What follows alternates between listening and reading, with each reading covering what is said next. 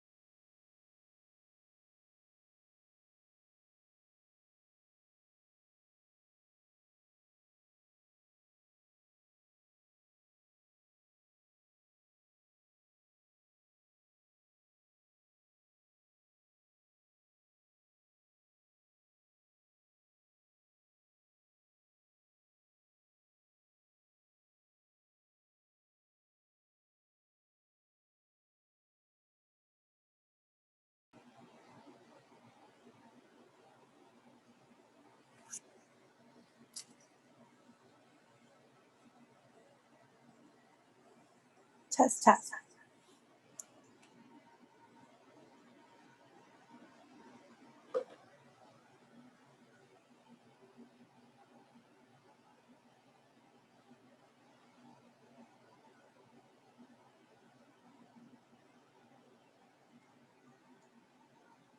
Test.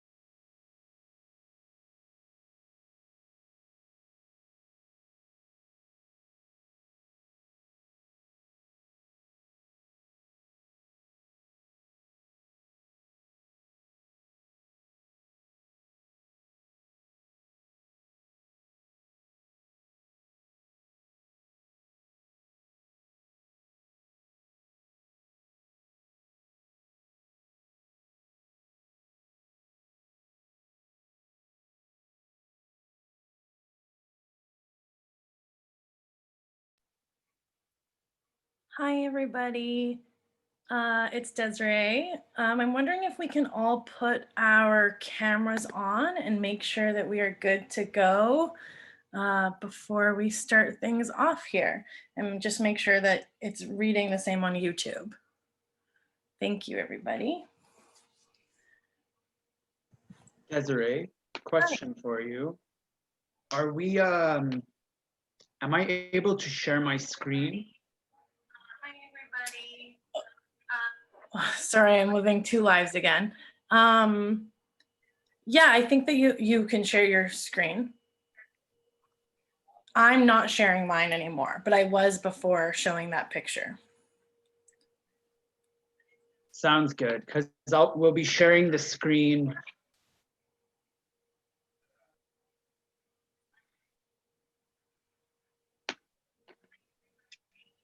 Oh my.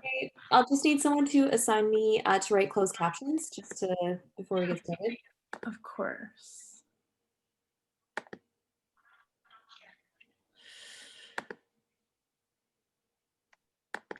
Is this a good angle? I Is it mean, good? it's definitely not straight on, but I sort of like it. Low.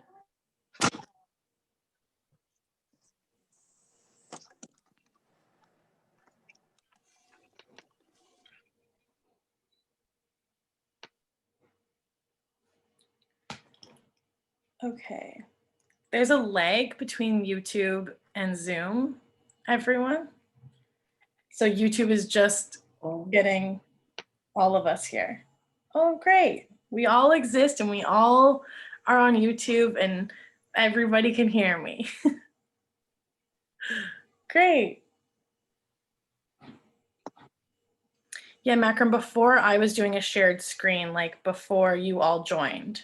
Yeah. Gotcha. Okay. Sushani, do you have closed captioning activated? Yeah, I do. I'm typing them. Are you all able to, maybe we can turn that on so we can see if people can see them? Yes. Now I've turned it on. Wonderful. Yeah, turned on. Are they working on the YouTube, Desiree? It's two-legged. I'll tell you in a second. Gotcha. So we'll be live. I'll be live screen sharing the scripts as they're being read. So we don't need closed captioning in those moments, but everything else we will.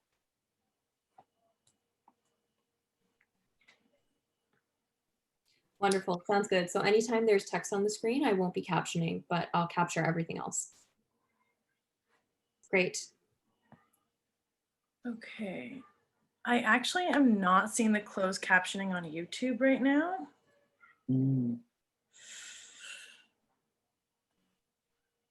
Give me a sec.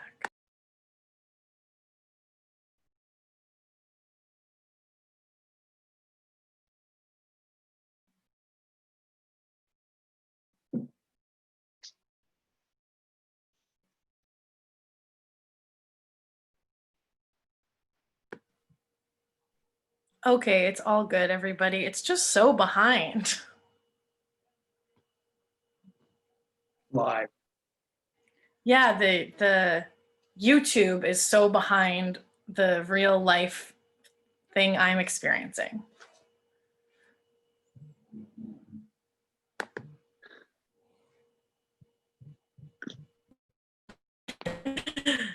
Yeah, I have 3 computers going right now, and it's very hard.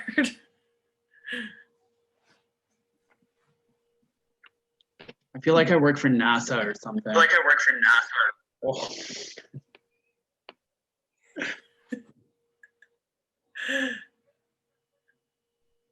Makram, before we get started, do you want to just test the screen share? I'm just curious of what it'll end up. Because when I did screen share, it took over the whole thing, but I didn't have anyone else talking. You know, I didn't have any other people. How does that look? Anything else we will.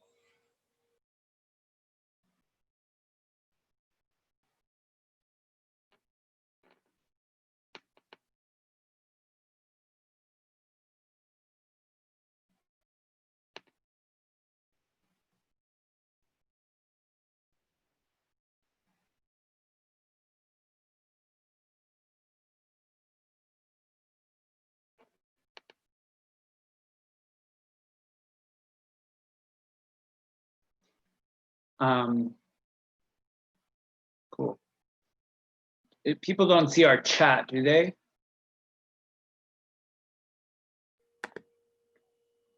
No, they don't. Do we want to, can we test the screen share again? Because that time no one was talking, so it only showed the screen. I see. Yes, we can. So if we could have, yeah, like if two people could just be actively talking, you can Reading. just Yep. talk about your day Okay, and then show the screen. I'm gonna go back to mute. So here we are on screen share, black, fading to a soft spot around a young girl in uniform sitting down. She begins pulling out a smudge kit from the bundle she brought with her. She smudges. Imogen begins speaking off stage. I want to tell my story, but I'm not sure if I can. I'm not sure if I have the talent or skill that I need in order to speak, to be able to speak in full. I want to share my story, but I'm not sure if anyone wants to hear it or is it worth sharing to the masses? Do I have enough memories at 18 to make the story worthwhile? Perfect. I want to share. Yeah. I think that gives us. So Shani, do you think it should be okay if you're not closed captioning, even with the text on there? Yeah, do you want me, so in that example, I'm just like warming up. I wrote following text on screen. Would you prefer I not do that? Just so if No, I wonder maybe if you do continue closed captioning, now that I'm thinking about it, just because the person who is hard of hearing or can't hear won't be able to track where we are, and they might not be reading at the same pace as we are. So maybe just echoing what's being read still in closed captioning is still okay. It's a good idea. Sure. Yeah, whatever works for you. Happy to do that. That'd be great. Thank you. No worries. Also, just so everybody knows, it shows the screen and then it shows the small box of whoever's speaking, but it only is one speaker at a time. But it's still transferred between those speakers, just so you know what it looks like on YouTube. Okay, but it does keep the screen up there, hey? Yeah, it shows the text and it shows the single speaker that's speaking. Excellent. Okay, well, we are at 2 o'clock. Sorry, Sushani, just to reply to the land acknowledgement, we're actually having a conversation to start it off. So we're not having a conventional land acknowledgement, and that will just need closed captioning as per any conversation. Sure, no worries. I'm going to leave, everybody. Thank you. Desiree, do we have an audience trickling in? How do I check that? Like to you can't. It's I just can't. it's on YouTube. Gotcha. Okay. Great.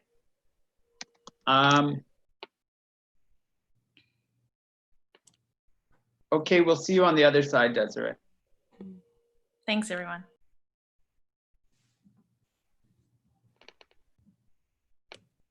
I'm just opening up the YouTube and muting it.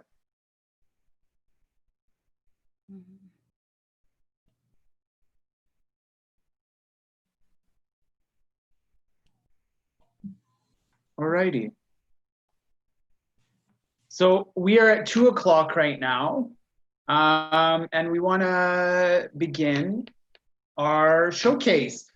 Welcome everyone to the Young Ruffian Apprenticeship Programs Showcase with Shakespeare in the Rough. My name is Makram Ayash, and I use he and him pronouns. I'm the facilitator of this program, and I'm a queer, I use the words queer Lebanese Canadian theater artist. I'm a playwright. I'm a director, actor. I'm a researcher, an activist, a writer, and what else? An educator, I think.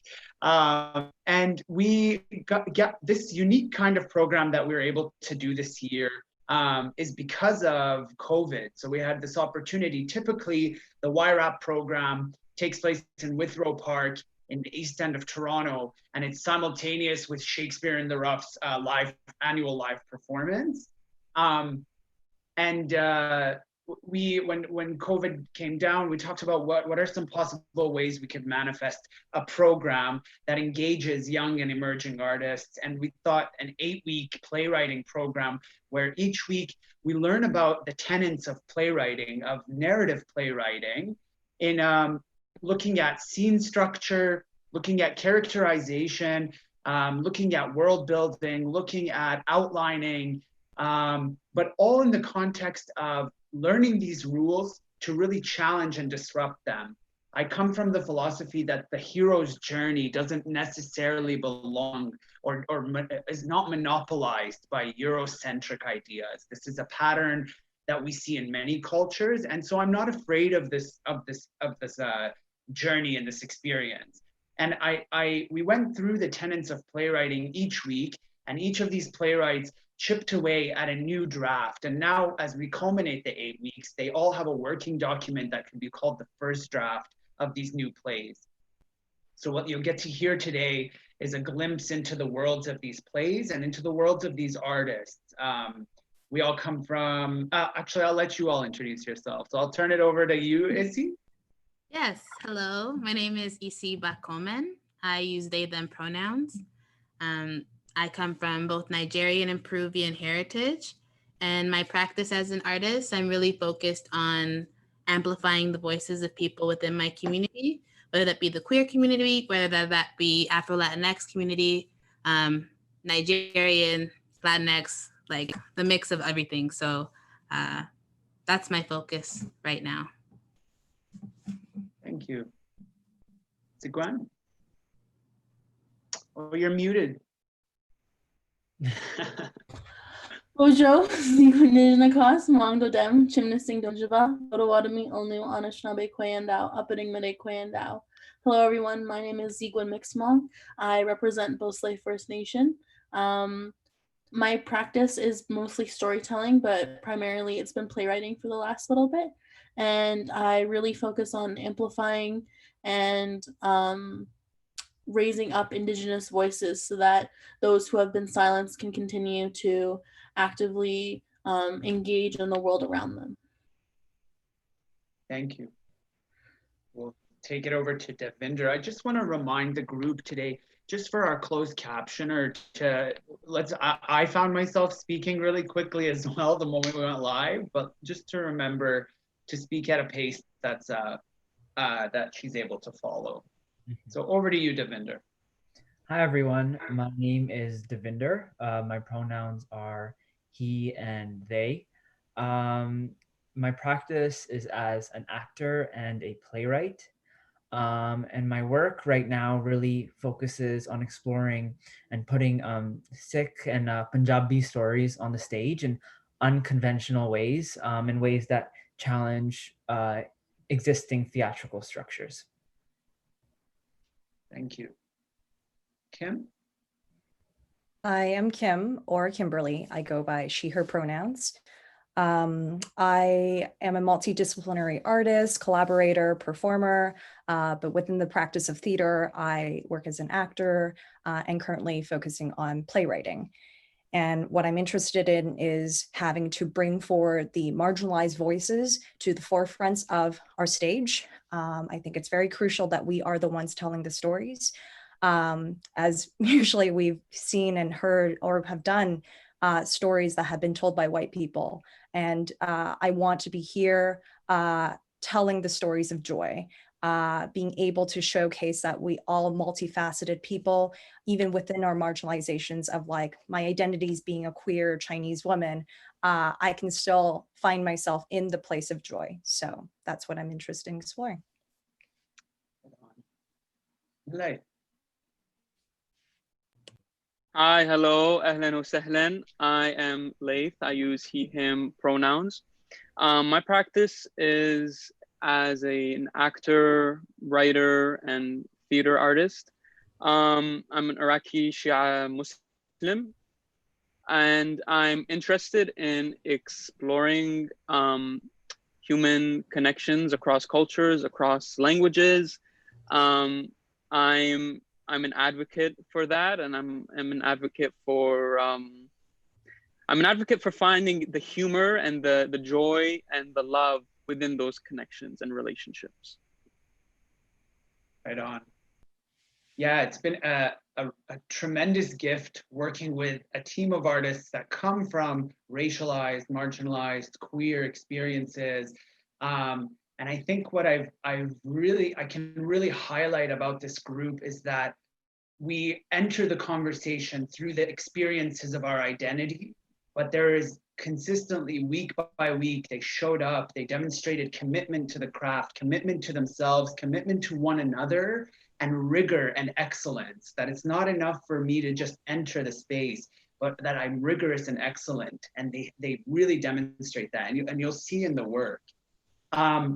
We've had several conversations about treaty and acknowledgements, and we wanted to start our presentation by not doing a conventional land or treaty acknowledgement. We want to have a live conversation about our relationship to treaties and to land and to decolonization and to our responsibility to the Indigenous First Nations that we intersect with while we're here on what's called Canada, what's colonially called Canada.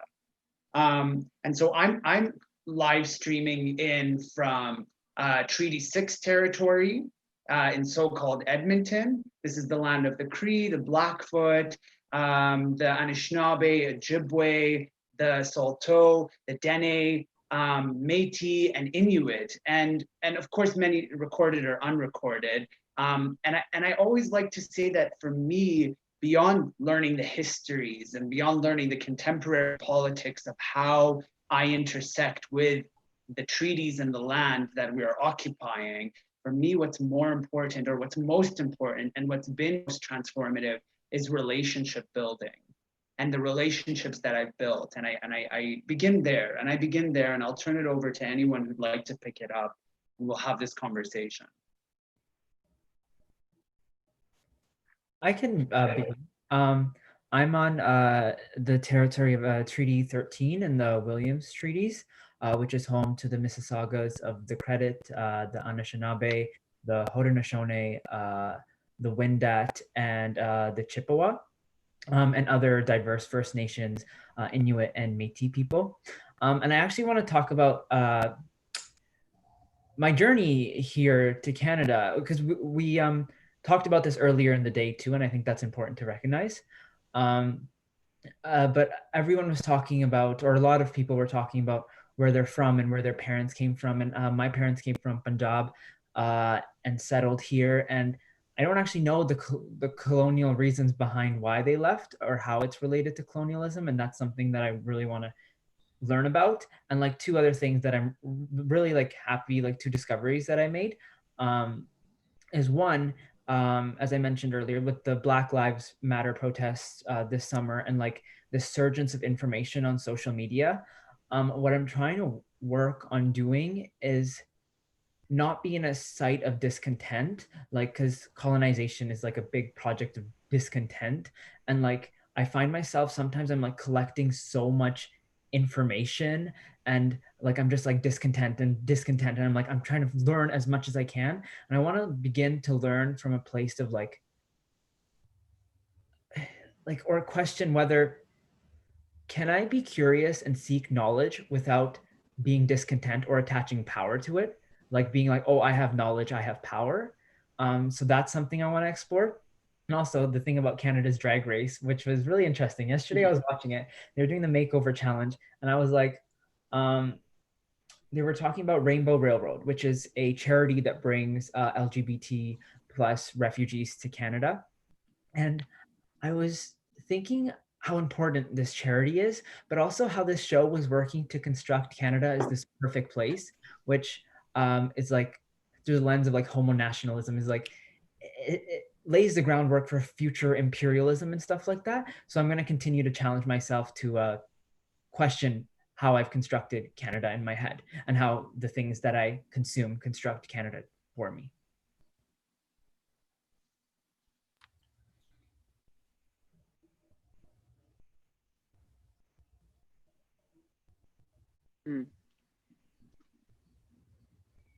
Well, a big thing for me through having our discussion about how to do this land acknowledgement, I think a big thing for me is that the fact that we gave space to it. And I really felt like I really built a community here. And so I thank you for that. But to go back to community, the idea of community and being introspective about where we come from, I think that was a really big thing for me, because I didn't even think about, because I know as an Afro-Peruvian person, my mother came here not planning to stay, but ended up staying. And that land that I come from, the indigenous people of that land refer to as Abiyala, which means the land of vital blood. And to look at the people of your land being vital to that space, I feel like that's transferable to all places. And it's really like a big conversation that we've been having is how words in English sometimes don't communicate what we're feeling. And I'm just really like, and I'm coming to all these like realizations, and especially I'm coming from Tikaronto. I'm on Treaty 13 territory, and I was raised here. And to think about how I got here, but then also doing the active work of trying to figure out who are the people of this land, where does the origins come from? I think that's something I need to work on more as a citizen here. So yeah, I don't know if that made sense, but yeah, my mind's kind of going. Totally. I just want to recognize that this conversation is vulnerable, and we've named that between ourselves before we're like live YouTube blinking on this corner of our screen. It's a vulnerable conversation because we don't have the answers, and the answers are not easy, and we're not pretending to be experts or claiming any sort of expertise. What we're trying to demonstrate is that we need to dig into these conversations, as vulnerable and difficult as they are. We need to dig into them because the reality of them is dirty running water right here in Canada, in communities in Canada. The reality of them are missing and murdered Indigenous women. We know how these manifest in real ways, and not to sensationalize it, but the transformation begins in these conversations that are imperfect, that are unclear, and that we don't know where they land, but we want to acknowledge where we are. We want to acknowledge how we got here, and we want to think about how we're going to go forward. And Zigwen, I'm borrowing this from what you offered us in the conversation yesterday or 2 days ago. Where we are, how we got here, and what do we want to do about it? What can we do about it? Yeah, absolutely. And like the whole thing of English as the language that we are all speaking right now to communicate with each other. It's a colonial language that I recognize for myself, that sometimes I struggle to articulate myself in this language because it's not my language. This is the language of survival, living and being born on this land, and which I would recognize I'm coming and streaming live from the unceded, which is stolen land of the unceded, stolen, I'm saying it again, of the Musqueam, Squamish, and Tsleil-Waututh nations, which is of the Coast Salish peoples. And there is absolutely a lack of knowledge that I have that I need to continue to learn. And it's going to be an ongoing process. And within what I've been doing is having conversations with my parents, which is not always fun, about and like what is fun, like when it's so necessary. This work is really necessary to like bring in that idea, like even for them to think about it, because I don't think that within their Chinese community this is a conversation that they're having, because of course there's the displacement of our own communities, but I think it's very important to bring forward the displacement of the very lands that we occupy. And so like that is something that I intend to continue, because it's something that's very close to home, literally. And in regards to language, actually, I also speak Cantonese and a bit of Mandarin as well. And it's very informative to look into the language, to actually understand my body and my ancestors and like everything that I'm trying to like unlearn and unravel and decolonize. So I am going to share the word of sad in Mandarin, which is or Cantonese actually. So in the words of sad in Cantonese, it's sheng sum, which means it's in translation, a direct translation of that is hurt heart, which is something that I think really allows me to understand the word sad in a much more visceral and embodied way of what sad means. Because I think a lot of what the English language has done for me is that it's a very heady language and that my emotions are here and that I can control it, which I think it's a false concept. And that's not the truth of what it is. Like it is very much like of the body. We have to go back to our body to heal ourselves. And so yeah, I speak to in which like what Isi has spoken of, what Devinder has spoken of like going back to our, because we're all indigenous to some land. We're just, I myself am not indigenous to this land, but it is my responsibility to learn the indigenous peoples and their histories, and then to also do the introspection of my own lands, of my peoples, and then to bring those two dualities together in hoping to continue this revolution is kind of what I'm working towards. I think it's Yeah. very important and interesting that we are linking so much of language to when we're linking it to land, because both of those things are integral to each other. The way we talk about land, the land response, the way we talk to it, is all very integral to this process of what people are calling reconciliation, or what I'm calling just learning how to behave with one another. So I think it's really important that we think about that language. And for me, it's an interesting concept to be a playwright to begin with, because my traditional ways of storytelling are all oral, and they're continuing to be oral to this day. Is that those traditions have continued to this day. They're not in the past, they're not history, it's still happening right now. And so it's an interesting concept for me to almost have to colonize myself in order to write in English, in order to decolonize others so that they can learn from the work that I produce. And so I think that's just an interesting point to make when we're thinking about language and land, and how we move forward through this space that we've created. Something that I've been thinking about also are like that learning and educating myself about the deeply ingrained systematic and institutional injustices that are like embedded within this country. Learning about them allow me to recognize cycles of injustice that occur elsewhere too. So I start to recognize like, oh my goodness, there's a long generational history of stolen land, of colonization, of cultural genocide. I think about where I come from. Right now I'm on Treaty 13 land. I'm in the home of the Anishinaabe, the Wendat, the Ojibwe, the Haudenosaunee. And I was born here, and my parents were exiled from Iraq and they came to Canada, and they met in the YMCA, and then I was made. So I think about now my identity as, you know, Arab Canadian, and that both these identities have links to colonization. The Canadian link itself is you know, clear in what we're talking about when we see, because it's local. Then I think about my Arab link to colonization, and that with being an Arab, we were colonized, but we were also colonizers.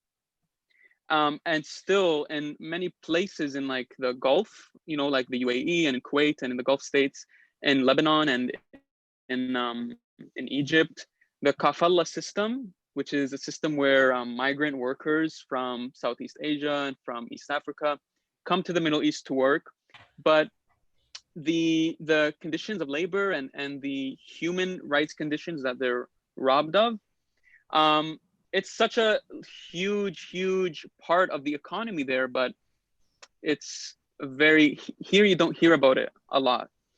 So when you travel to the Middle East and you see that, if you're not cognizant of what this system was built on and inspired by, then you'll take it for granted. You know, you'll think, oh, this is just part of the world here. And I think that's a really important thing to do, because as we're becoming like a really global society and we're traveling and we're starting to go to different places, it's really important to know, how are people actually living here, and how are these countries and these, you know, really global economies like really growing off the backs of migrant workers and of young people and women. So that was something really important for me to recognize as I learn and as I continue to like educate myself. Like I said, you know, being an Arab Canadian, they both inform each other, you know, in different ways, those identities. So recognizing that there's colonization on both sides, there's injustice on both sides, and I have a gift, as Ziguen, you mentioned a lot, like I have a gift that I can live in that place and see that, you know, injustice and see the correlation that they have to each other. So I'm recognizing that, wow, I'm in a really unique place to speak out about it. And I'm in a really unique place to continue to educate myself about it. There's something so important about our own, as racialized people, coming into the conversation of decolonization in Canada, for us to situate ourselves and understand our own orientation in the world actually helps us serve others more. It's kind of like that on an airplane, the wear your own oxygen mask before you help someone else. And it's not that clearly linear in real life and complexities of human relationships, but it strengthens us. You know, Kim, to your point of learning your own language and how that orients you in your body and in your life. Learning how imperialism manifests in our own lands, in the Arab lands. These are important ways for us to orient ourselves, and then to internalize that ethic and then respond to relationship building with the communities that exist in Canada, with the Indigenous communities, that it's not a historical thing, but it's the contemporary relationships that we have with these communities and these nations.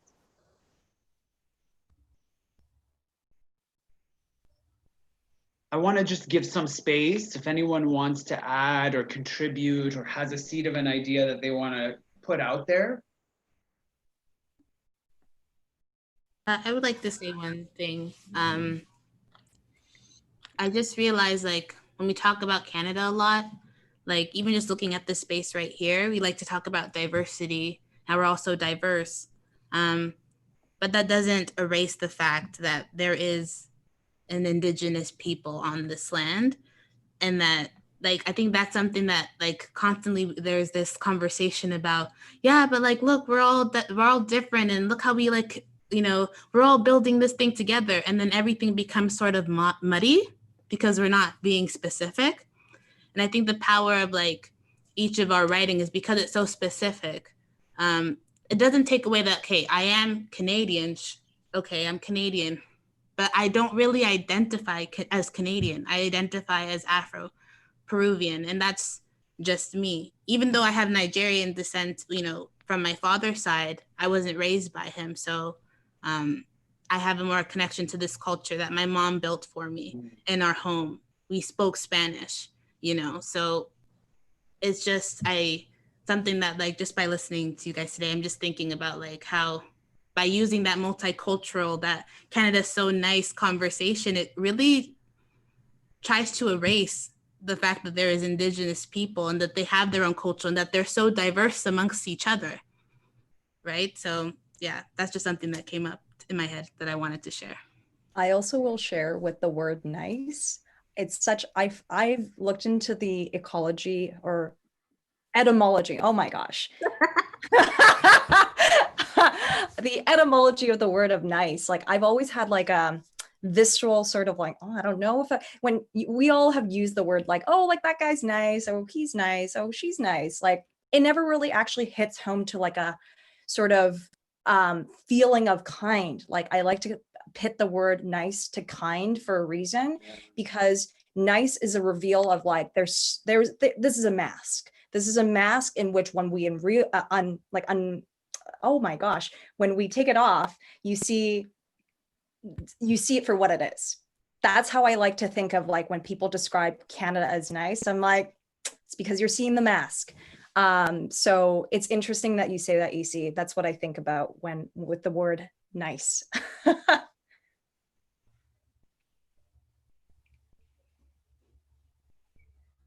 Okay. Let this conversation calibrate how we engage with the work that's about to be presented.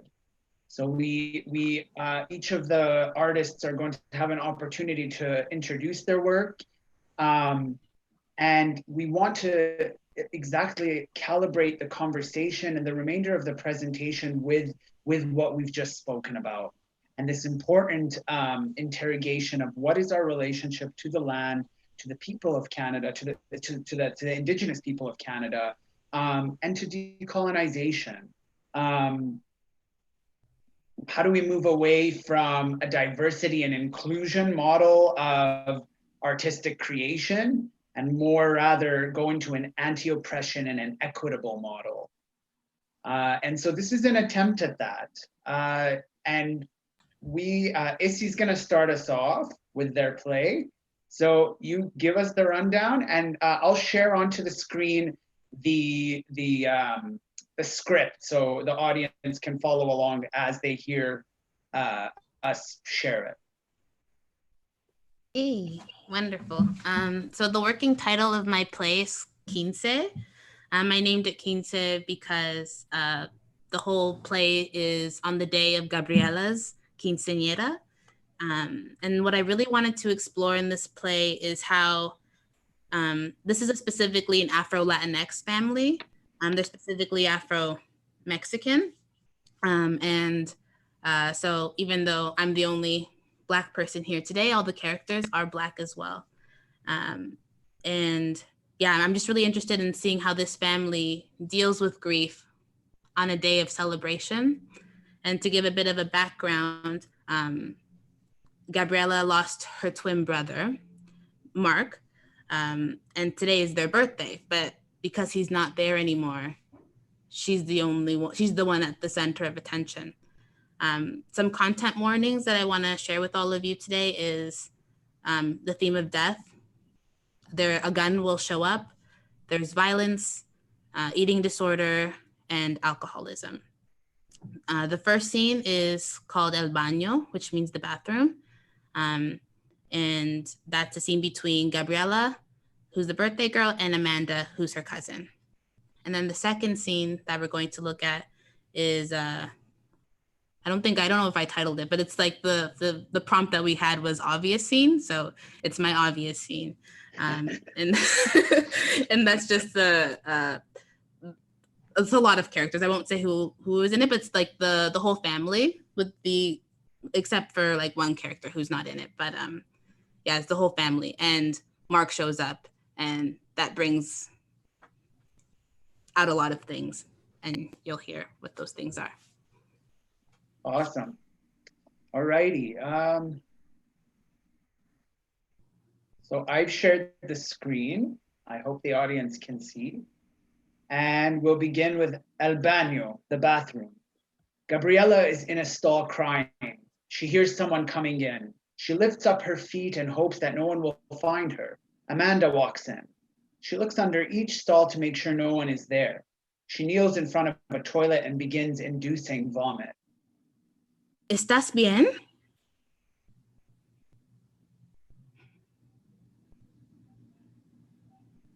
Hello? Do you need help? I'm good. Thanks. Amanda? It better not be you. Then it's not me. I can't believe you. I drank too much. It happens. You're 13. Some of us can hold our liquor, unlike some people. What's that supposed to mean? Your dad is making a fool out of himself on the dance floor. Do you want to go back to the hospital? Why does anyone ever want to do anything about your dad, huh? It's always about me. You want it to be about you. No, I don't. You're such a child. And you're an adult? I'm old enough to know that you are trouble. That's not fair. You're only 2 years older than me. Stop acting like you're so high and mighty. Not today. Of all days, not. I know who Charlie is. Was. You're keeping it a secret. Did you think no one would notice? Like I didn't follow Jessica on social media? That's none of your business. I understand why you would keep it from the family. But why lie to me? We're primas. We're supposed to tell each other everything. You don't know what you're saying. I'm so tired of all of you treating me like I don't know anything. I'm not just some fragile piece of glass. You were just vomiting. You don't know what you're saying. You suffer from bulimia. You need help. And stop acting like we've ever been close. He's dead. No one will ever live up to him. I get it. This is why I don't like you. You don't like me? Well, you're not that great either. Gabriella heads for the door. I'm getting your mom. No. I have to. Amanda grabs her arm. Please.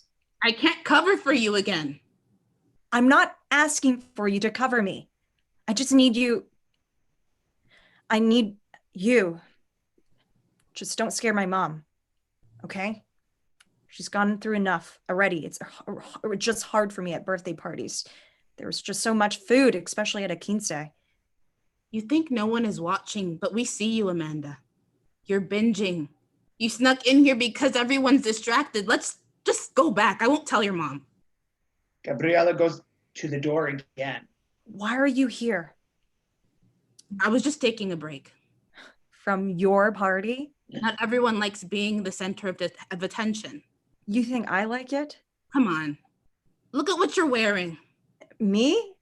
Look at you. You're the one in the pink dress and the shiny tiara. I hate being the birthday girl. I hate being the eating disorder girl. Not the same thing. I know. Want to dance? Sure. Amanda takes Gabriella's arm and they run onto the dance floor. Game tournament. When the two girls step out of the bathroom, the room goes dark. Felipe walks in slowly while carrying the birthday cake. Mark is beside him. They move like two lanterns glistening against a body of water. Gabriella has tears in her eyes. Her brother is here. As father and son move in closer and closer, everyone starts to sing Las Mañanitas, the Mexican happy birthday song. Once the cake is placed on a table, Gabriella and Mark blow out her candles. The crowd cheers, and suddenly it goes silent. The cake vanishes, the crowd disperses. It's just Mark and Gabriella again, two halves that make a whole. Happy birthday, twin. Happy birthday, twin. They hug. I missed you. Cry, baby. I'm not a crybaby. Cry, baby. Gabriella pushes him. Don't push me. Don't call me a crybaby. Then man up. Stop crying. Be a man. Bang! The crowd returns. Neon lights, loud music. The two players, Mark and Gabriella, get ready to go into battle. Amalia walks through the crowd, pushing anyone that's in her way. She has a mic in her hand. Welcome to the 15th annual gaming tournament. The crowd cheers. On my right, we have Gabriella. The crowd cheers. On my left, we have Mark. The crowd boos. Shut up. What are we playing today? Street Fighter. Street Fighter. It's time to pick your characters. Gabriella, you go first. I pick Dad. Felipe walks in like he's the Rock. Bald head, beautiful teeth, and big muscles. Mark? I pick Mom. Clara walks in looking like Foxy Brown, afro, bodysuit, and a gun. Clara? What? The gun. Clara gives her the gun. I don't know why my son ever married you. Clara tries to attack her. Mark stops her. Stupid bitch. Ma, What? Can we get back to the games? Anything for you, Malcriada. Amalia does the sign of the cross. On your marks, we don't Mark. have to do this. get set. To Felipe. Yes, we do. Go. The two go hard on their controllers. Felipe and Clara fight like trained street fighters. Mark uses his skills and puts Felipe in a chokehold. Gabriella, not knowing what to do, starts pressing all the buttons frantically. You're hurting him. Felipe is gasping for air. Let him go. I will let him go if you promise to let me go. Never. Why would I do that? Mark drops his controller. Felipe can breathe again. Now he has the upper hand on his wife. Gabriella is still pressing random buttons and is throwing her mother around like a rag doll. Pick up your controller. No, Fight. I can't. Please. Fight. KO. Clara is dead. I'm dead, You died. and I'm never coming back. And you're never coming back. I'm always with you. You're always with me. Happy birthday, twin. Happy birthday, twin. Felipe is clinging onto Clara. He is whispering a lullaby into her ear. Mark goes out like a candle. Gabriella snatches the gun out of Amalia's hand and shoots 15 bullets into her birthday cake. She gets it from her mother. Clara comes back to life, ready to attack Amalia again. Felipe carries her off the stage. Everyone follows him except for Gabriella. She's waiting for her brother to come back, but he will never return. It goes black. And yay! See, way to go!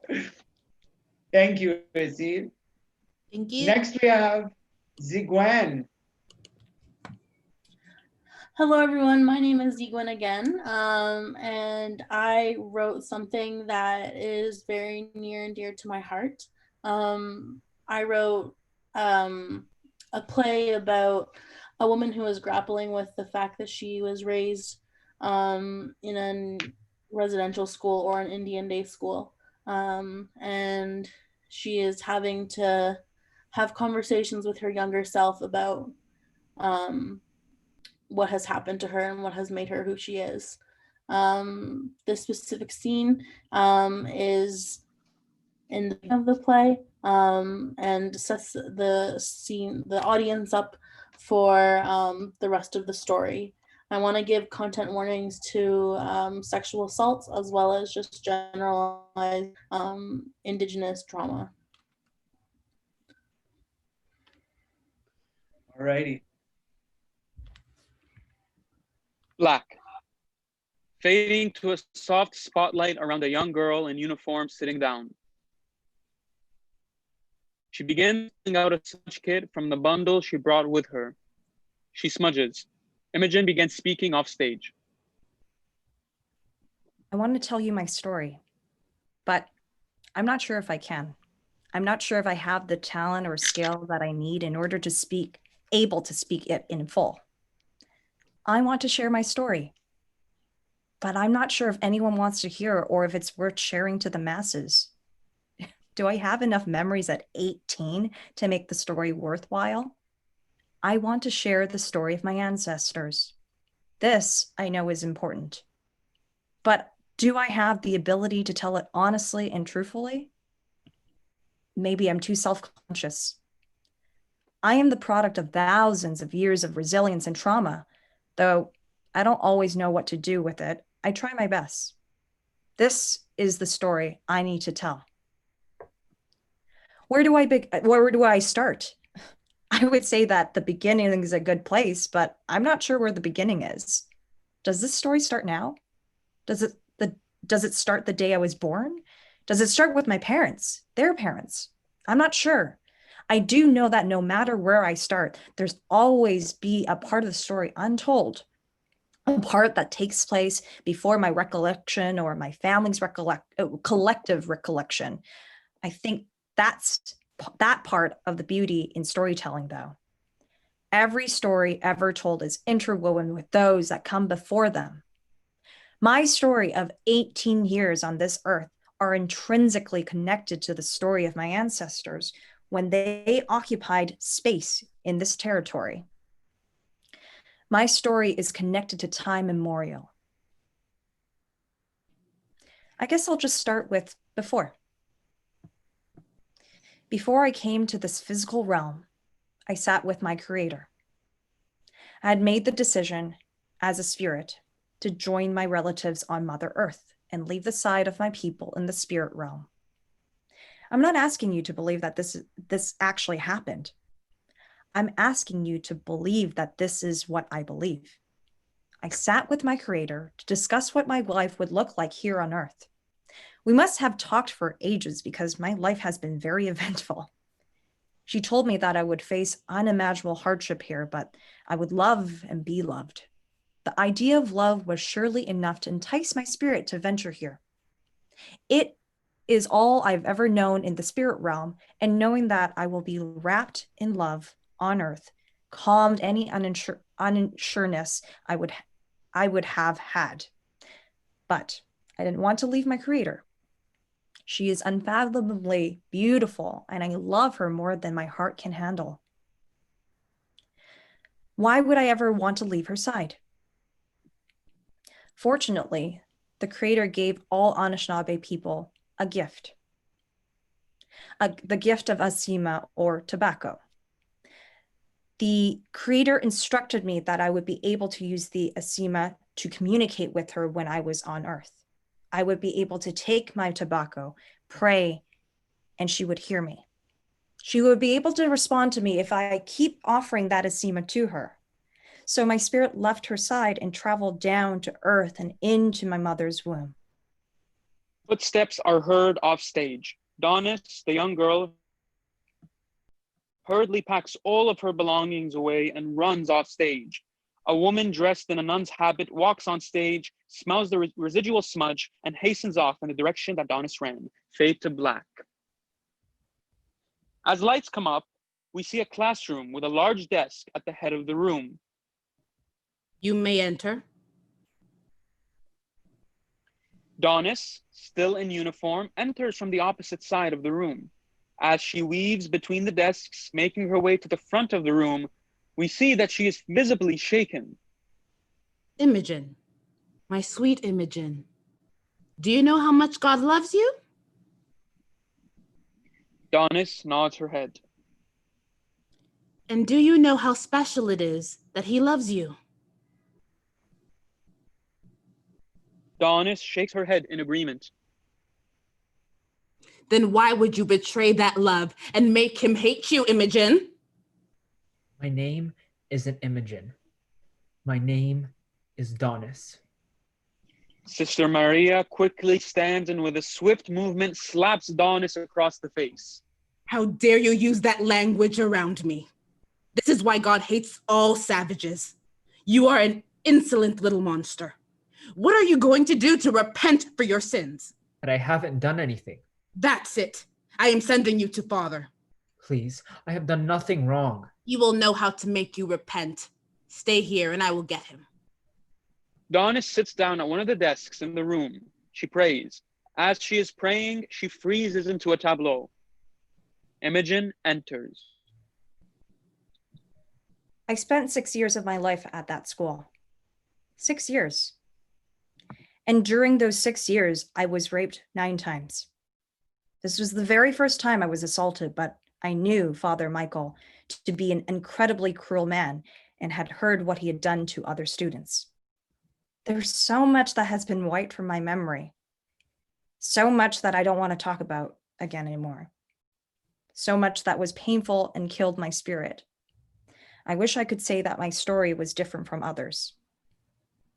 You know, I once heard a man speak who spent about the same amount of time as I had at the same school. He was being interviewed by the national news. It was a big day for a small community. I remember that there was a bunch of us gathered behind the camera to hear him speak. I thought to myself, this would be good. Finally, someone will be able to tell the truth of what happened to us. But I was wrong. This man stood up in front of our whole community and lied. He said that he had a wonderful time at school and where he learned about his sins and how to live a good life.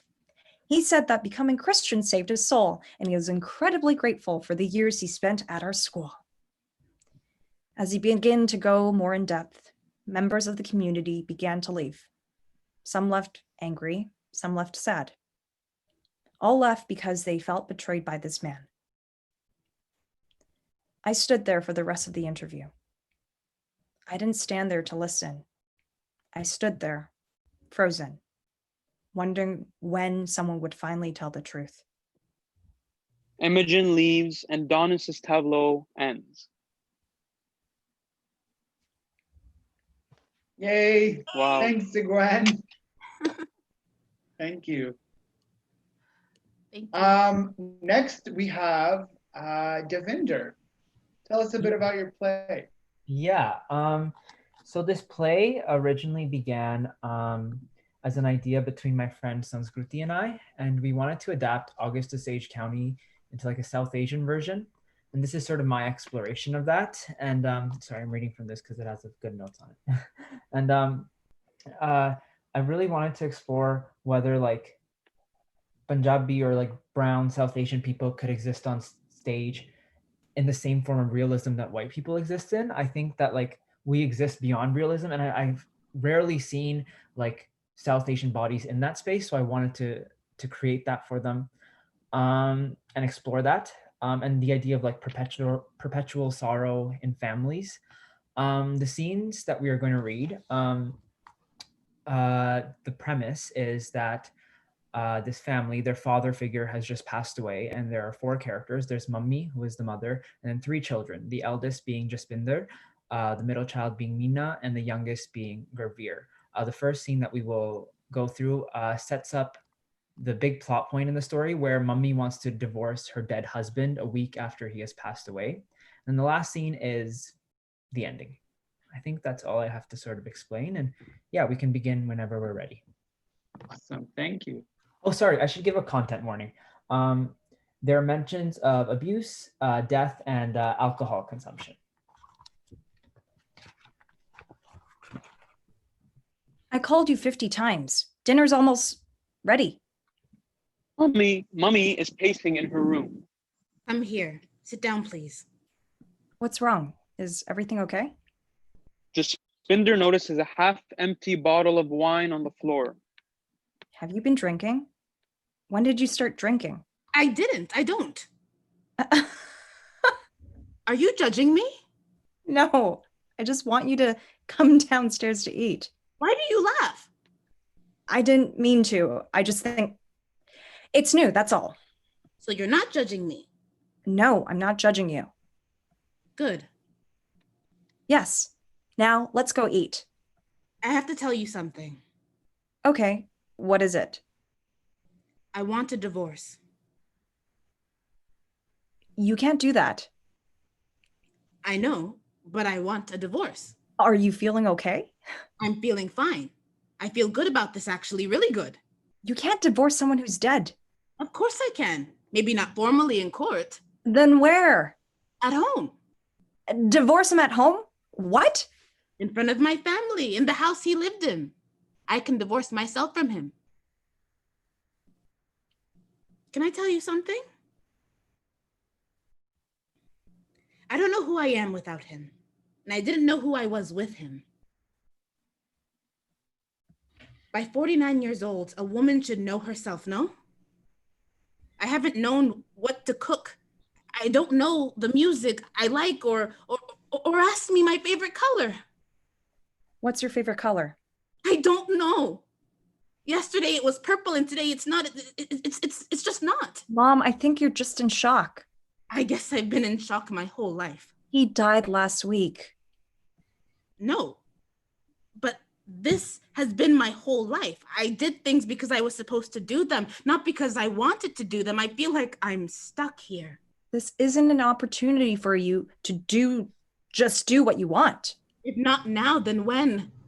I've spent 30 years in this house and I've just been in the back feeding you so you could go to soccer, feeding Mina so she could go to school, feeding your father. You fed your own mouth too.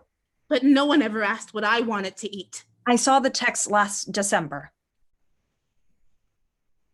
I know this isn't about just wanting to find yourself.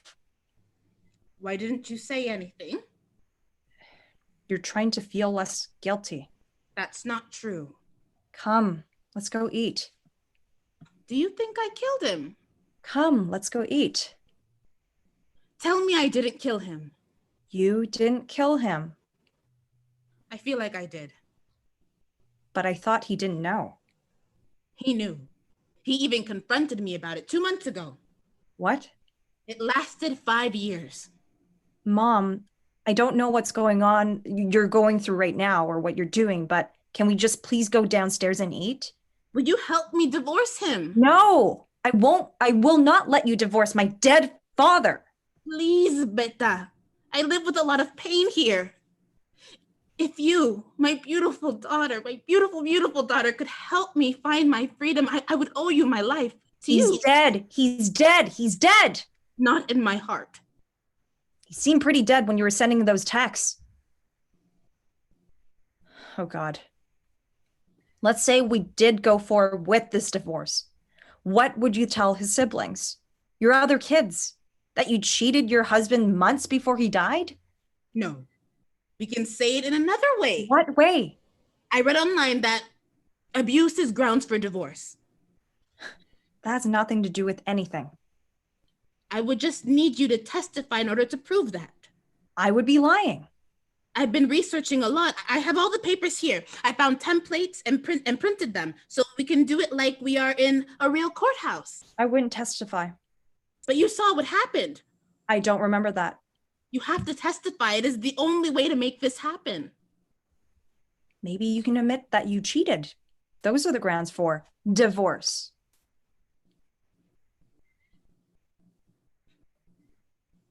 I don't know who's putting these ideas into your head.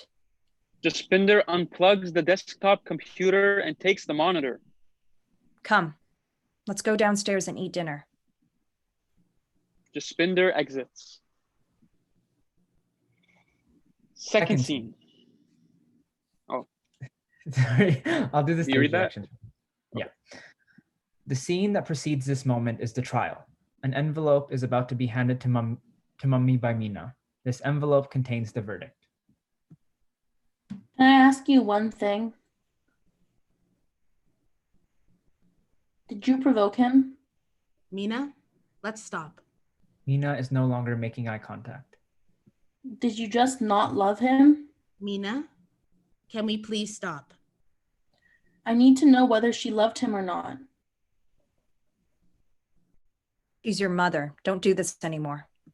She's your mother, not mine. Don't say that, please. It's true. I know it is, but please just don't say it. But if I don't say it, who will? No one. No one in this home knows truth. Don't say that. I don't know truth. I know cruelty. I know pessimism, but I don't know truth. Gervier's phone rings. It is his father. He puts him on speakerphone. Gari Sukmani, fifth mel. I wish I held you all tighter when you were babies. Maybe then I could have taught you about truth. Shalok, If I lied to you one more time, will you all stay the night? one universal creator God, by the grace of the true Guru. Depends. What's the lie? I bow to the primal Guru. I love Niagara. I bow to the Guru of the ages. We should pack all our bags and head back tonight. I bow to the true Guru. I'll pay for the motel and we can all share a bed.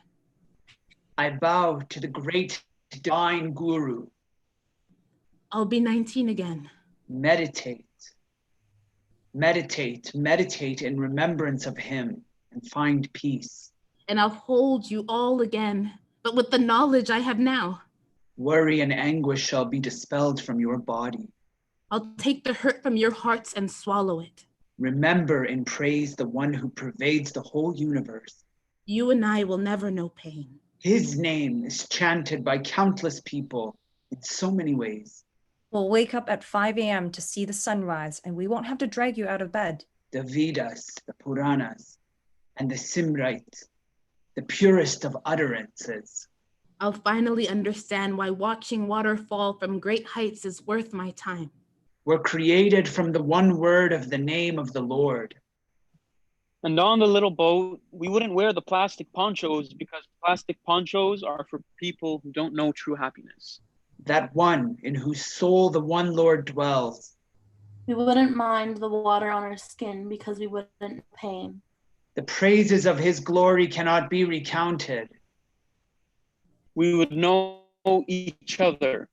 Those who yearn only for the blessing of your darshan. I would know all your favorite colors. Nanak, save me along with them. And movies. Sukhmani, peace of mind, the nectar of the name of God. And at the end of the trip, we wouldn't go home. There would be no reason to go home and try again. We would just jump into the water and let go because we would know everything we needed to know. I would play your favorite movies in my head. I would paint the water green, red, yellow, and purple. And I would be okay with our bodies drifting away together as if they never existed, as if they never knew or loved. I'm tired, just so tired. Mummy opens the envelope. The house burns. We see images of the yellow pajamas, the karaoke words, Daddy's stroke, the joys of childhood, every beauty that slipped through their fingers is released to the wind. Dukmani, peace of mind, the nectar of the name of God. The minds of the devotees abide in a joyful peace. Remembering God, one does not have to enter into the womb again. Remembering God, the pain of death is dispelled. Remembering God, death is eliminated. Remembering God, one's enemies are repelled. Remembering God, no obstacles are met. Remembering God, one remains awake and aware, night and day.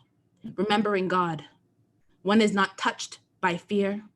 Remembering God, one does not suffer sorrow. In the remembrance of God, duality is removed. In the remembrance of God, one becomes good. In the remembrance of God, one flowers in fruition. They alone remember him in meditation, whom he inspires to meditate. Nanak grasps the feet of those humbled beings. The remembrance of God is the highest and most exalted of all. The ambrosial Nam, the name of the Lord, is absorbed into the heart.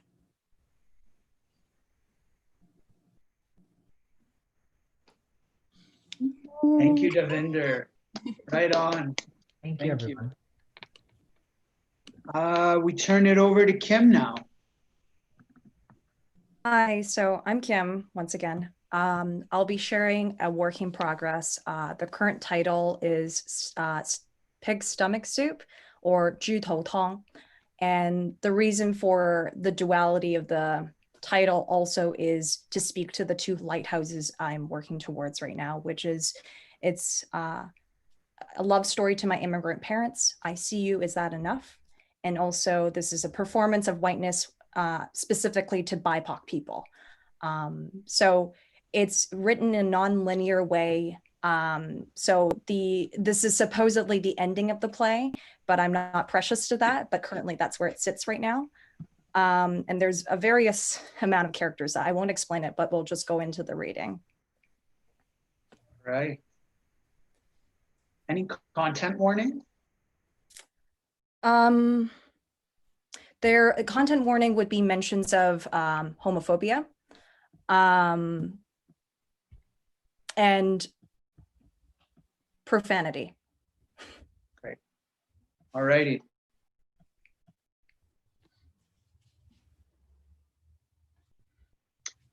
Okay. This is a dialogue between kin and parent over the dinner table at the family home. God is an anagram for dog. I'm going to PetSmart. Do you need anything?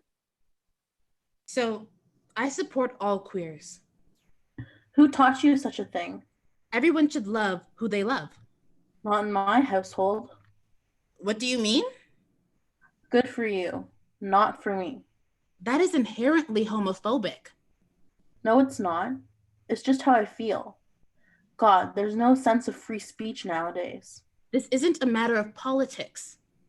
Don't try to drag me into your ways. Then why are we here then? I'm not here for your gay agenda. Oh, I have an agenda, all right. Frank enters the undefined space. What's for dinner tonight? My fresh asshole, that's what. Is that a bit homo for you? Reveals middle finger. Sit and spin, bitch. Honestly, what's your issue? I don't. You're just making it one. When you're a peon, people feel welcome to veer all over your lane, but try to rise and you'll just get checked. Prince Seafood Chinese restaurant, known for the best dim sum in the Renfrew neighborhood of the East Vancouver area.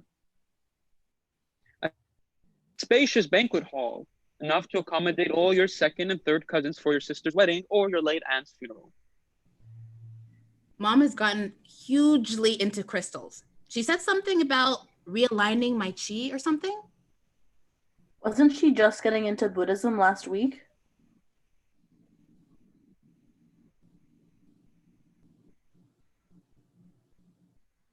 Light, that's you.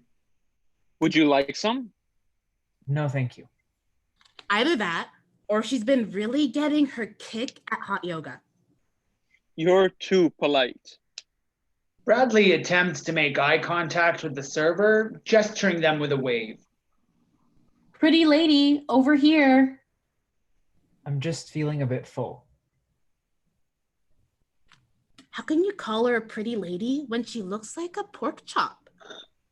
It's a term of endearment. Besides, do you really mean it with every time you say we should hang out soon?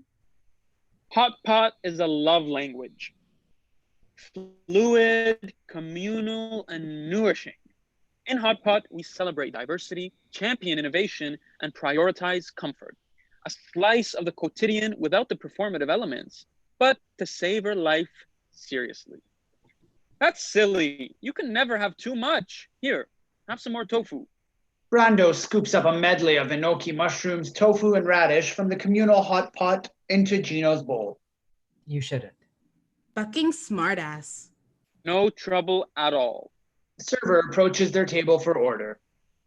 I'd like to add one siomai and another order of soup dumplings, please. Simmering of the boiling soup, replacing the space of what would be silence. So, how have you been? Don't have to do this. When I cook Beyond Meat burger patties, it oozes juices that replicate the appearance of animal blood. How has there been this much time spent developing a recipe for this nonsensical vegan food, but dismantling racism? Mom cries. But it's not about her, it's about us. Another sleepless night that involves her bad back, but she claims that she is kept awake by the thought of us not eating enough kiwis to boost our immune system. And here I am, being able to afford generosity and putting myself into someone else's shoes, gracefully boasting about having the acute vision to see any given situation objectively. A white lady occupying an Asian woman's body. Mom, I have cultivated the perfect white voice, your guardian angel, the one that presents itself with perfect posture as it activates the diaphragm to project clarity with the well-articulated words. This English voice is our instrument, not exactly by choice, but by default. Those chords are arpeggios, tedious scales, and daunting sonatas. I have managed to master it all. With this imposter of an English, I have unlocked face for my family, actively concealing my love for Asian soap operas, pushing down the desire for campy Hong Kong dramas as we collectively gush over Ferris Bueller's Days Off, or something that Gillian Anderson is in. Nowadays, I find myself getting tongue-tied these days speaking English. Is it my gag reflex, rejecting the voice, or perhaps I have been slacking on practicing my instrument? I was told that no one in this country smoked cigarettes. At least this is what Doris disclosed in our final correspondence of letters, a curtain call to our 3-year-long paper trail of conversation. We have never met before, but our lineage is that she is my mother's adopted sister. Oh, wait, I didn't get that right. My mother was the adopted one. 7 days from today, I will be arriving in this new country. How does one fit all of their culture, belonging, and community into 2 suitcases? It begins by ridding my last ciggy pack at the Guangzhou Baiyun International Airport. Do you need help with anything? Fig continues to chop the bok choy as if it was the heartbeat to a drum. You tune in to the soothing sounds of the kitchen fan harmonizing with the sizzling of the large wok in the duet of the canola oil and minced garlic. Just my favorite. Stir-fried bok choy with garlic. A new cadence joins the orchestra. Fig turns on the tap as a stream of water washes over the fresh green onions, swishing over the siev. We approach the end of the act as piping gargles the water down the drain. What else are you making? It smells great. Scrummages through fridge. Are these figs store-bought or pickled from a tree? They seem so fresh. Takes one and gives it a rinse over the sink. Peels it for consumption. You know, these can be made into jam. I was also told that the sticky juices can be used to make cheese from starch.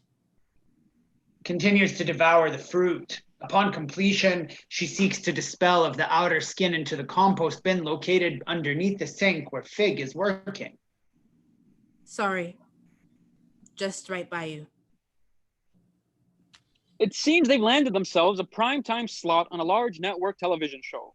One would say, moving on up, or started from the bottom, now we hear. Fresh friends in replacement of the old, sizable mansion where they can really feel their own void, and owners of 2 annoying chihuahuas. This is simply juicy. I never had anything like this before.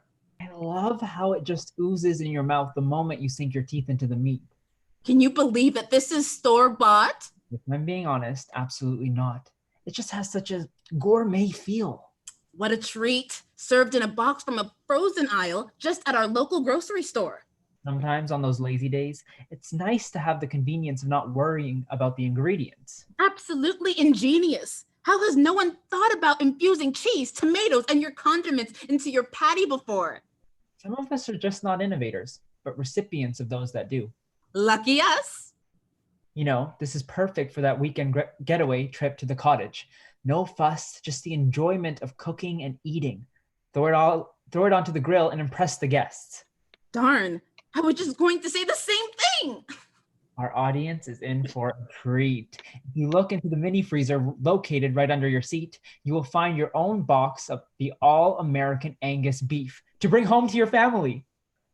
Action camera zooms into the reactions from selected members of the live audience. Piercing screams reflects how suspiciously ecstatic some of these people are, as if they were instructed. One chimes in to share her overwhelming excitement, or so it is presented. This is the best day of my life. Oh, girlfriend, us too. Tell us what your name is, hon. Hey, Nancy, it's Pauline. I've been a huge fan of this show since day one. You have completely changed my life. Pauline, you are the reason we do this. All of you are. We love what we do here and share our joy of food with each and every one of you. I can't believe this is our job. I love you both so much. And we love you. Oh gosh, it seems like we have ran out of time. Time just flies when you're having so much fun. That is a wrap for today. Stay tuned for next week's episode where we venture into making macaroni and cheese, but as little bite sizes. This is Nancy. And this is Tasha. And And we we are are the cooking show. Tasha and Nancy give the audience a final curtain call wave as they walk off stage right. They enter the stage once again through stage left to signify they are now off air and appear as a reveal of the backstage. Do we have any mouthwash back here? Here's a whiskey on the rocks with your name on it. That's the stuff. Really hope consuming that didn't give us some kind of cancer. Just a moment in our lips. Besides, we're all going to die anyway. How profound. Oh, fuck off. End. There you go, Kim. Yay. Thank you. Last but not least, Laith, give us a rundown. Hi. Yeah, of course. So, over the past couple of weeks, I've been developing this play. It's about sex. It's about sexuality and relationships among Arab youth.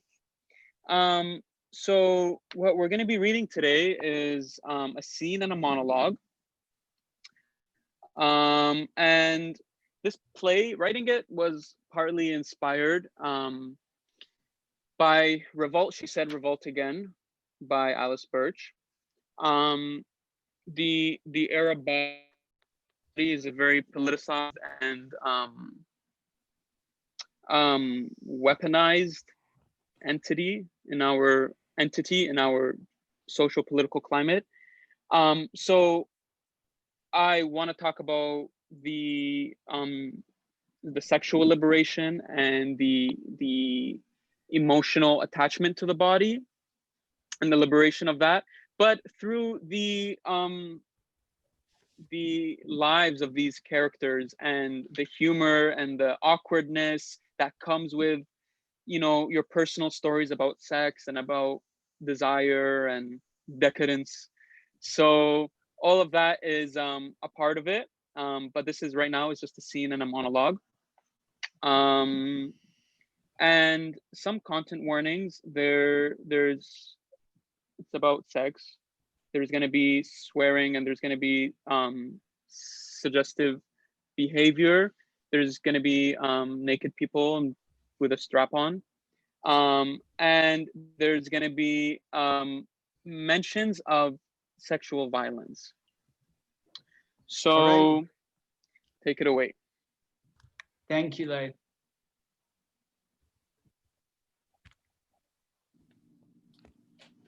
What's your deepest, darkest secret? Mine? Oh, believe me, I don't have any. Come on, you must have one. This is your chance. I would try pegging if the opportunity presents itself. Pegging? Isn't that what they call it when a pirate has a wooden leg? You know, peg leg? Just Google it. Pegging describes the act of, oh, that's what pegging is. 6 men who opened up about getting pegged. This sounds like an interesting article. Definitely not about pirates. What about your first time touching yourself? Off limits. Come on, you tell me a story, I tell you a story. Don't tell a soul. It's harmless. My first time was with an encyclopedia. A big, bright red encyclopedia. When I tell you how much I love this book, I read it every night, religiously. One day, I was laying in my bed, reading about communism. I had the entire weight of the book resting on my crotch. I felt a little tickle, a tickle that I hadn't felt before. And whenever I turned a page, the tickle got more ticklish. So, naturally, I did what any 4th grader would do. I rocked the book back and forth, back and forth, back and forth. Communism, communism, communism. The tickle stopped, and without knowing it, I made myself come to communism. 4th grade? Oh, sweetheart, you're a late bloomer compared to me. We're talking 5, 6 years old when I first started making love to my Batman pillow. I just humped it until I passed out. Dude, pillow humping is a lost art. Not for me. I humped a pillow last night. Still, you're 21. You have so many tools at your disposal. I'm old fashioned. I've even tried to pretend that instead of a man, I'm fucking a pillow. And how did that work out for you? It felt more like I was fucking a plastic hot dog. May you never encounter a plastic dick again unless it's from Amazon. 6 men enter. Did someone mention plastic dicks? And pegging? Who the fuck are they? We are the 6 men who opened up about getting pegged. The ones from the Google article? The very same. Why do you all have wooden legs and eye patches? We all happen to be pirates. The 6 men nod in agreement. No fucking way. Are they here to kill us? We 6 men who opened up about getting pegged, along with our strap-on companions, are here for nothing but your pleasure. It's all about you tonight. Please, do me a favor and put this on. He gives her a strap on. Wait, I've never done this before. We can take it slow. The rest of you 6 men, disperse. We would appreciate the privacy. No, keep them. I like me a harem. The other 5 men awkwardly look at each other. Oh, okay. Whatever you want. So, you just want me to put this on? She wears the strap on. Whoa, I have a dick now. Yes, and I'd like you to stick it in me. Can you just chill for a second? This is a lot. I know I said I would try it if the opportunity presented itself, but now that I think about it, why would anyone even want to get fucked in the ass? The surrender, The risque. ego death, The hair. the holiness. It's kind of like live theater. It's all about the experience. I thought you guys were pirates. The main pirate guy gets on all fours. I've never had this much power over a man before. Power feels so good when there's foreplay. I never had foreplay. The first time I ever saw a naked body that looked like mine, other than my own, was in Al Jazeera in 2003. The first dick I ever seen belonged to an Iraqi man in a black hood, crucified on the wall of an American prison. When American soldiers sodomized Iraqi prisoners with brooms, guns, and flashlights, they didn't use lube. My people were fucked without a warning, without preparation, without dignity. I can't forget the image of white skin posing with the thumbs up over a human pyramid of brown skin, brown assholes, brown dicks. Every time I let a man fuck me, I remember when Amrika fucked Abir Qasim Hamza al-Janabi, a 14-year-old girl, and then killed her and her whole family. I never had foreplay. I never had pleasure without a sting. I can't come without crying. Do you want to just hump me for now? That would be nice. I am a great liar. Monologue. I'm a great liar. It comes naturally to me. Since I was a kid, I could lie.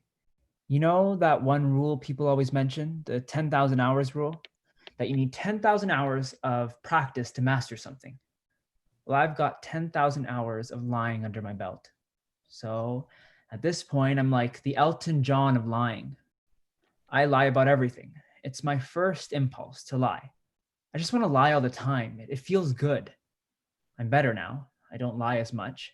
I catch myself right before I lie. But when I was a kid, lying was great.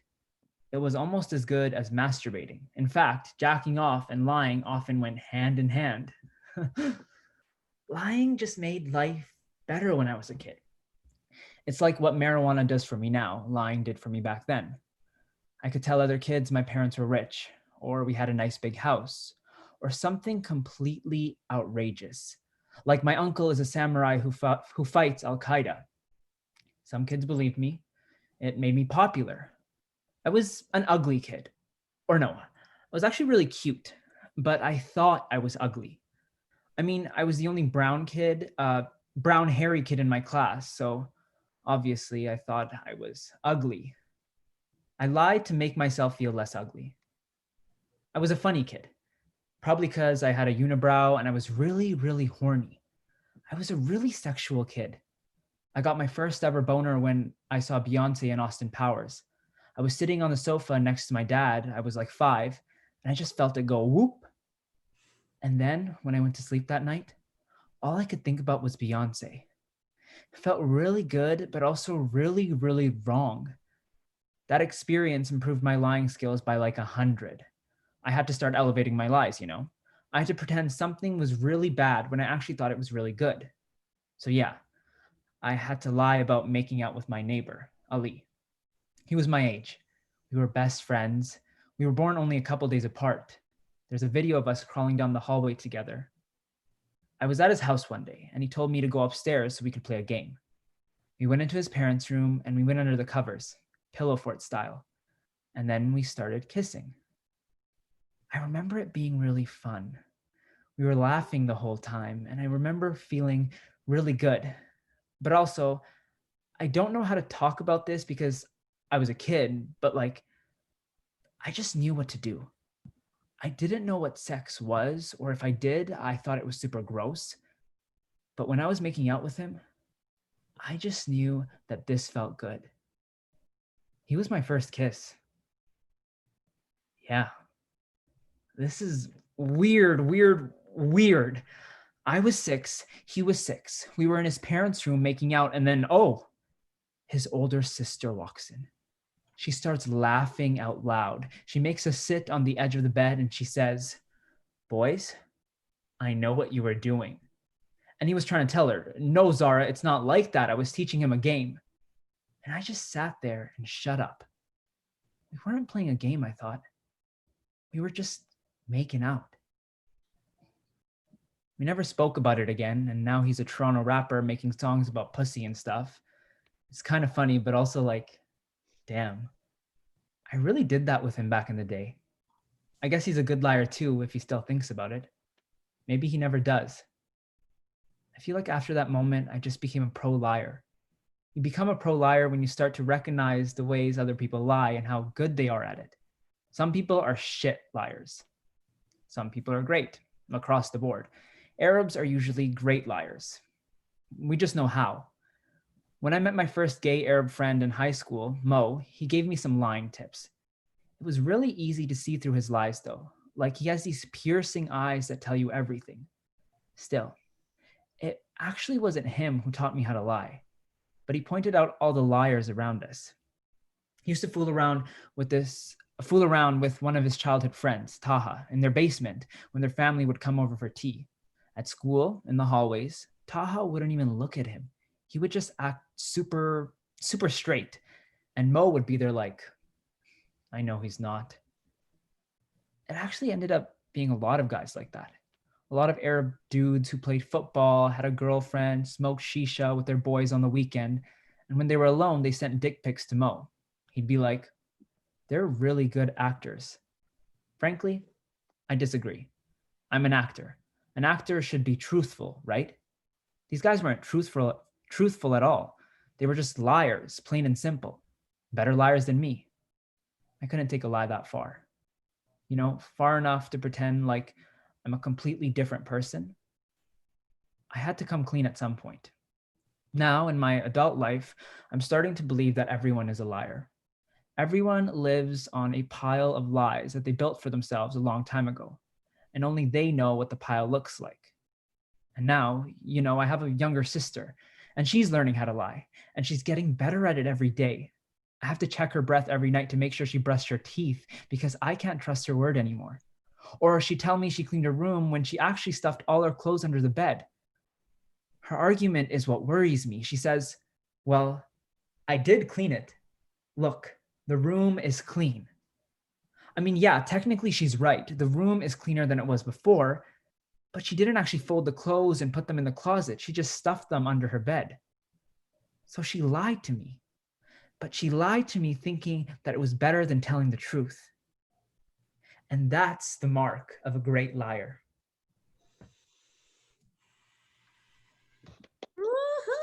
Thank you, Lai. Thank you. Way to Thank go. you. Way to go. Let's do another round of applause for all of you and imagine our audience is also here. Thank you all. Thank you so, so much for sharing your work. And I know with a first draft, we know there's a mountain of work ahead of us, but take pride in the fact that you achieved what you achieved and you're able to put a glimpse of it out there to an audience today.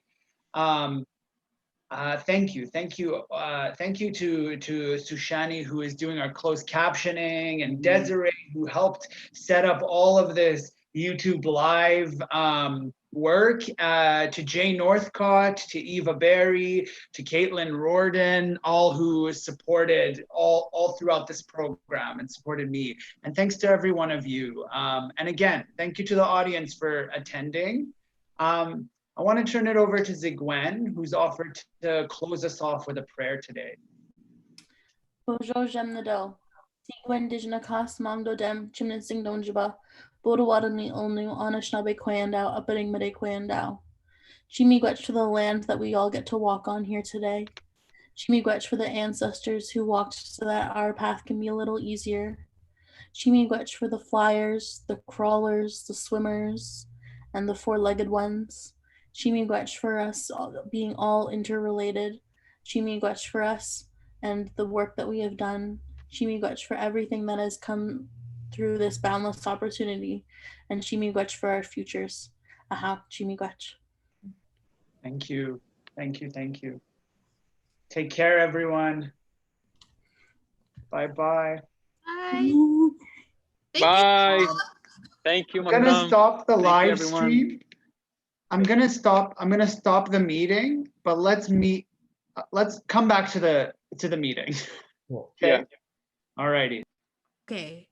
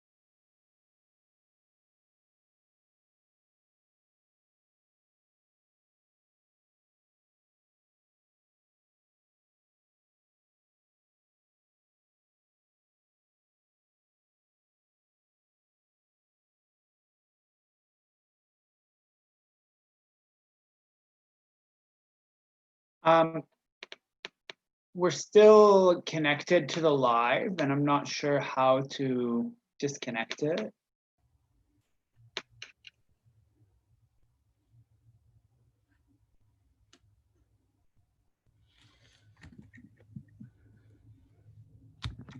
It says we're still live. Yeah, we are still connected to the live.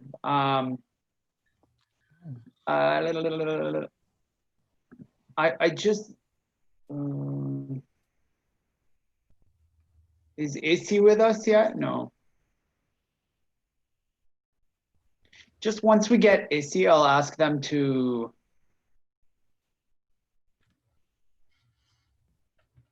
like do one from there. Mhm. How do I do that?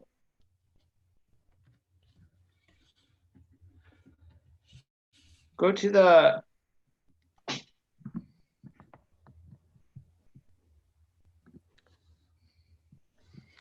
Oh boy.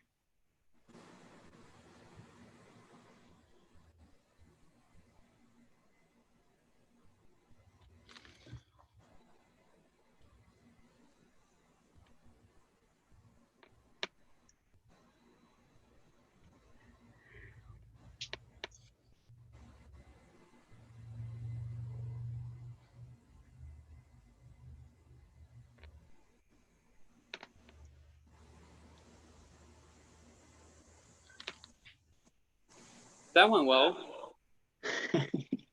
That went really well.